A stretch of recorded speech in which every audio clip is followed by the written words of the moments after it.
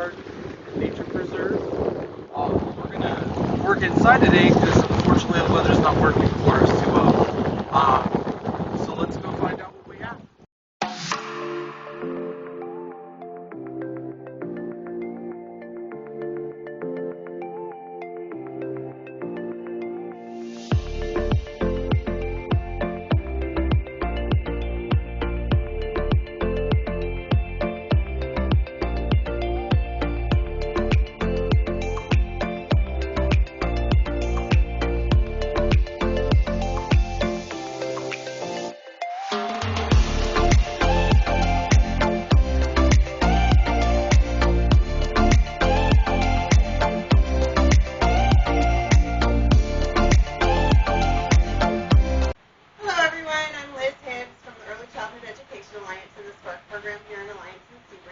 And we are out at Beech Creek in the, in the greenhouse today.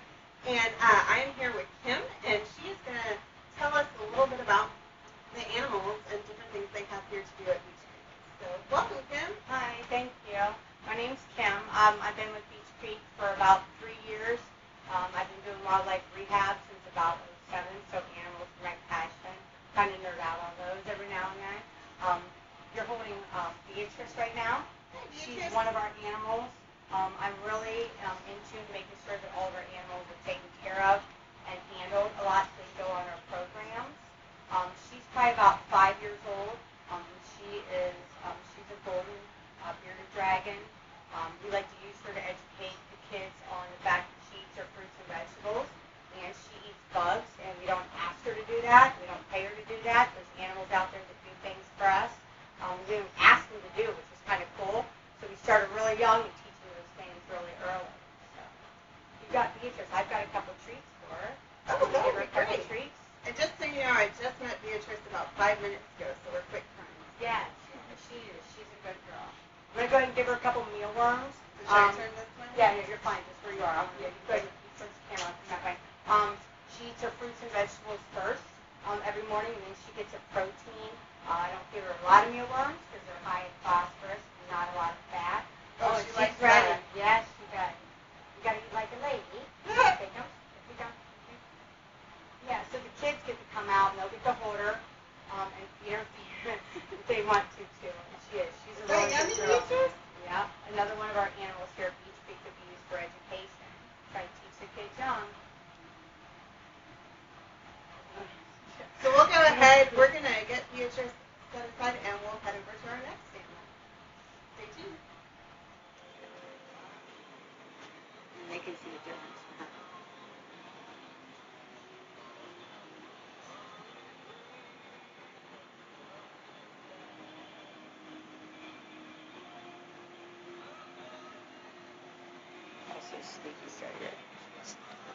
Okay.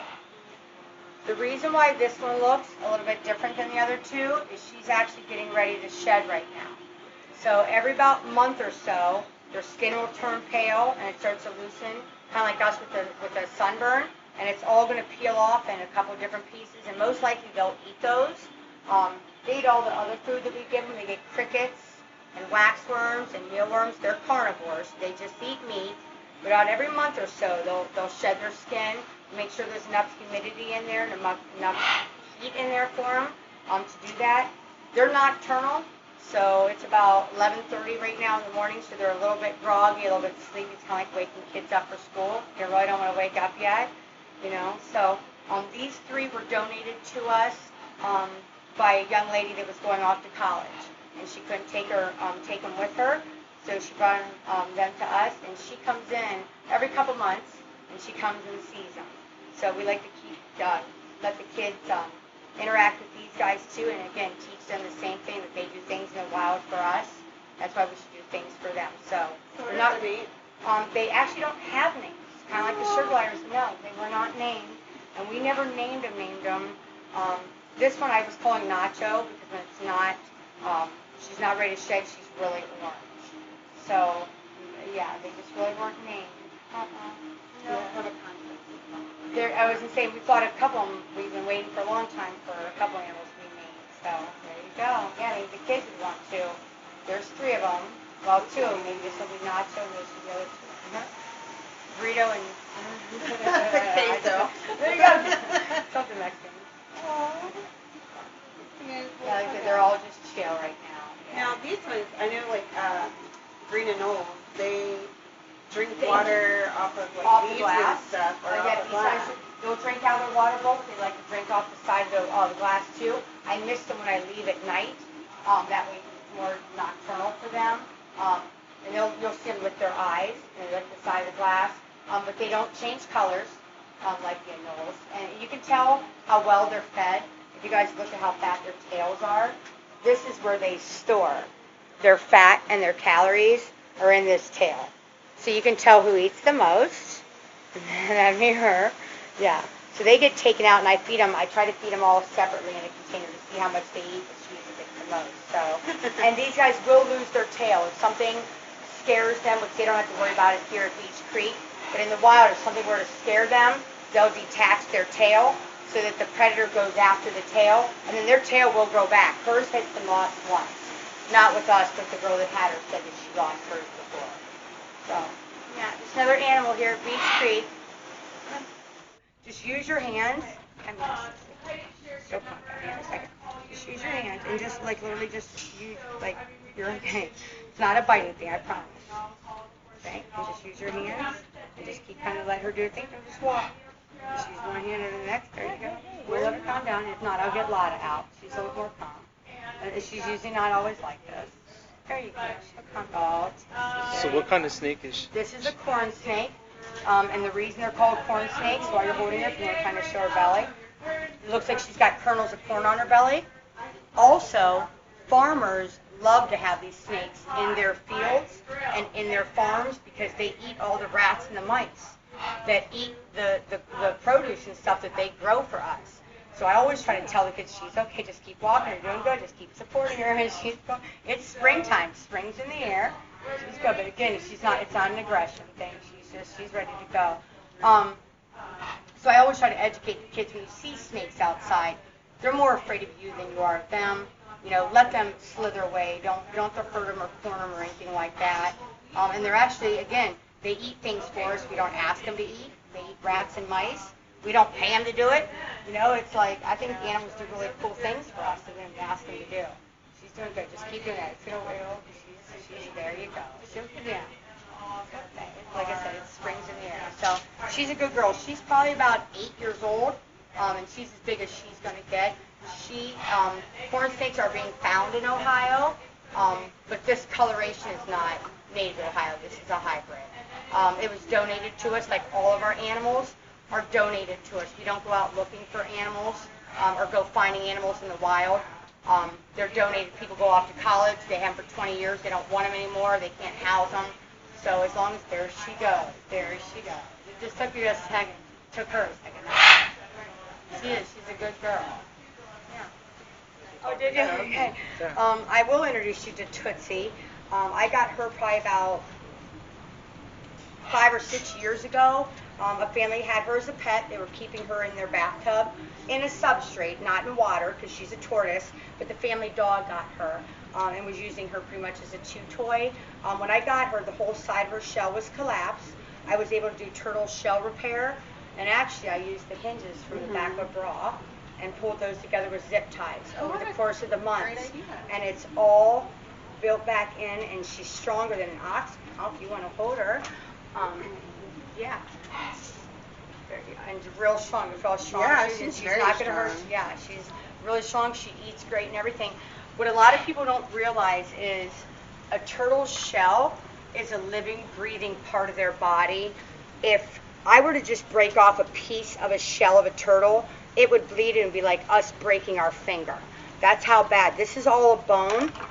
They are connected to their bone. Turtle doesn't come out of its shell when it wants to. Anything you do to it, the people that had this turtle before used it, the shell, and drilled it and kept it as a pet. And this is how they had it linked to their tree. They didn't realize that this caused pain drilling into its shell because that's a living, breathing. It's a bone. And their body hurts. So when we see turtles on the road, if whatever direction it's going, if mom and dad are around and they can stop the car, take that turtle in the direction that it's going, because that turtle will always turn around and go the direction it was facing.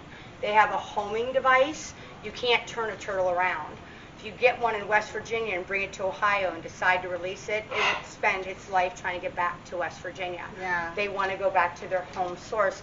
So they are in tune with what they need to do. They cross the road when they need to cross the road. We can help them, but know that their shell hurts them. If we do any damage to their shell, it really hurts them. Yeah, I know So- little kids sometimes, my own kids even asked me when they were younger, they wanted to know, is it like a hermit crab or something? No, it's not like a hermit crab. Their shell is actually a part of them. Yeah, and they can't crawl out of it, and even to paint on them. I know growing up, it was a thing to do to put a spot. They absorb the paint. They absorb those toxins. So when we see turtles, we just want to help them cross the road and just leave them be. It's like they're awesome animals. These are my favorite animals. I love them. Wait, I can never crawl on you. Now, when I pick her up like this. Okay, there's a way to show a tarantula to people so they can see their fangs, and you go between here and here and you pick it up and like this, and it'll show you her fangs and everything. I can do it that way, or I can just kind of give her a little boost and let her kind of be on your hand inside the tank. 100% up to you. It's okay. I'm not going to bother you. There you are. About the venom of a tarantula? A lot of people think they're like crazy. This is not, yeah, it's not a poisonous tarantula, Right. except to someone who might be allergic to bees. A bite from a tarantula, a rose-haired tarantula, would be like being bit by or stung by a wasp. Mm-hmm. I mean, it'd be painful. If you're not allergic to bees and wasps, then you're okay. If you are, then I would suggest you have an EpiPen, but no, it's not going to be like that. So come here. Let's see what she wants to do. So did you want to try to just have her crawl on your hand, just gently inside the tank, or do you want me to pick her up and show the fangs? Because I'm going to do one or the other to not stress her out so much. So it's kind of up. You want to see the fangs? Okay. Come here, Jess. Yeah, see. Come here.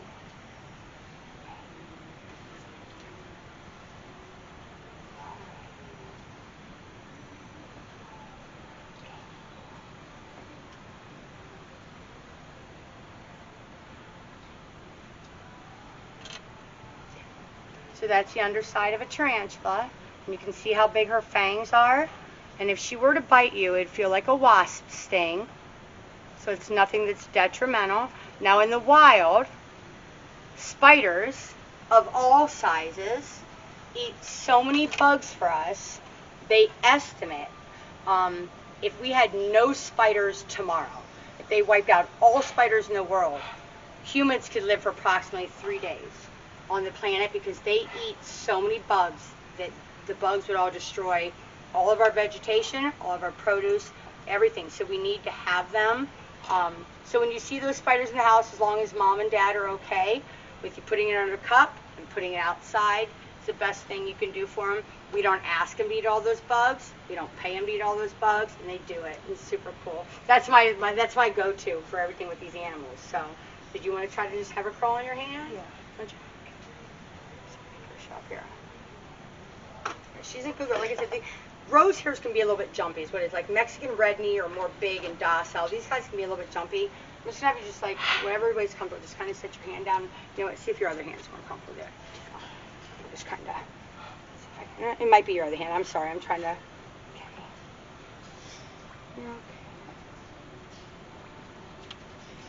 No, not like this.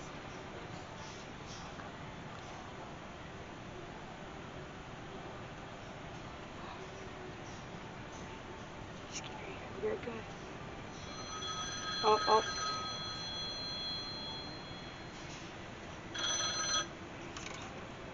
Oh, she's not going totally on. Did you at least get to feel her a little bit? Yeah. Okay. The phone was ringing. I didn't know if it was your phone you needed to get or not. Nope. You want to try it again? Are you good? I'm good. You good? You sure? Yeah. You guys all rocking today with the animals you guys have held and all that. Gliders, they're also with Holabird Sanctuary. And they are approximately about 10 years old. Hi. They're not native to Ohio, but they're direct descendants of what we have in Ohio, flying squirrels. The little red ones or the brown ones you might see in your backyard in the evening, because they're nocturnal also. They're direct relatives of the flying squirrels that we have here in Ohio. But these guys are albino, and they'll be with us here for a while until they get an outdoor enclosure. So, hi. Actually, if you guys want to give me, if you want to cut it, give me a second. Grab a mealworm. They'll eat guys. They like that. Hi. What do you think? You guys want mealworms or you want a grape? How about you guys take a grape first? You want grapes first? Here. Not me, though. Not me. Not me. There you go. It's okay. Come on. It's good, sissy. Come here. You want that? Not me. Because they're pretty much blind. You can't see very well. So it's not that they're trying to bite me. Yeah, they even being nocturnal, you think they'd be able to see well being nocturnal, like see a little bit better, but that's why their eyes are so big. Yeah. Kind of like the geckos. I know you didn't see it in the footage, but when they're awake in the evening, their eyes are huge. As much, yeah. There's the one over here, because there's one. I see him over there. Mm-hmm.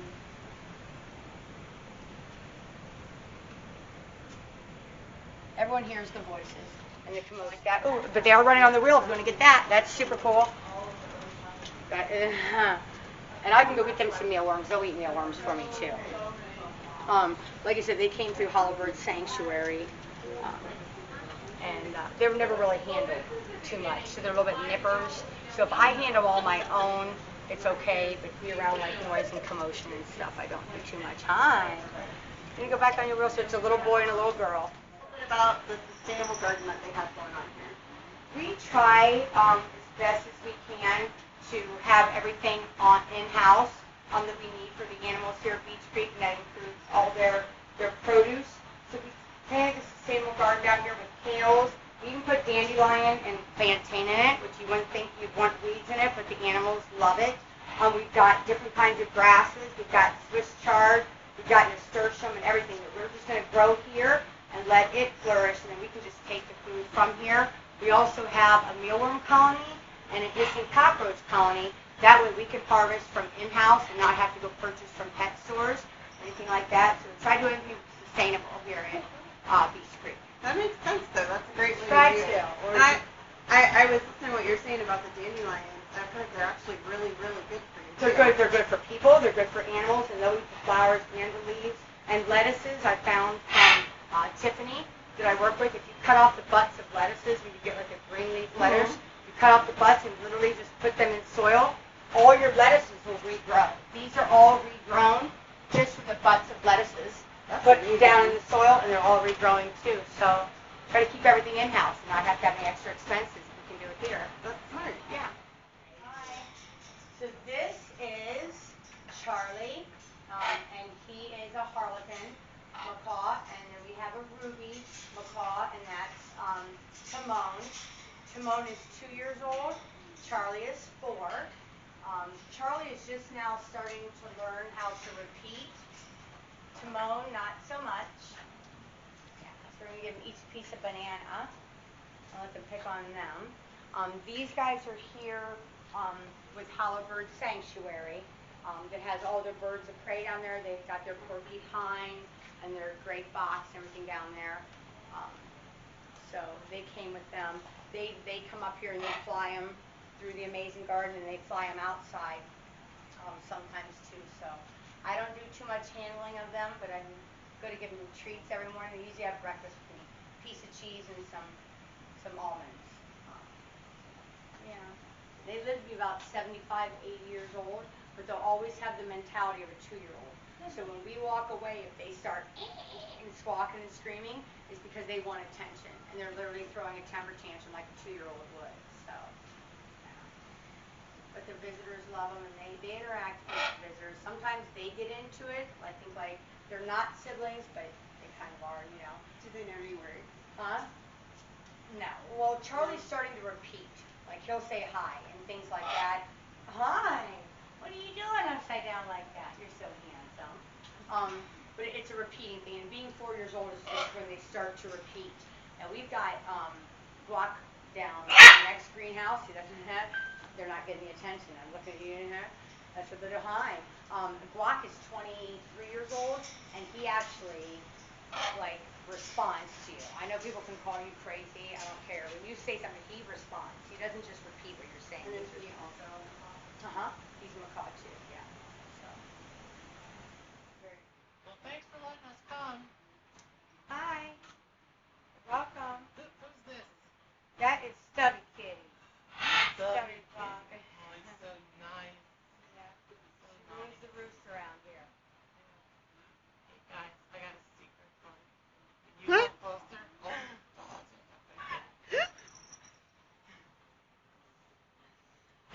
you kidding? You want to be on the shot.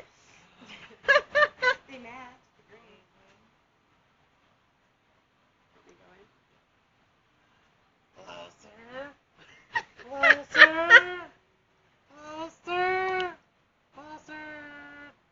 Too close. Back up. This place is amazing. Yeah. Well, I hope you guys enjoyed it. See you next time. Bye. Thanks, Miss Kim. Thanks, You're Stuart. welcome. Thank you guys.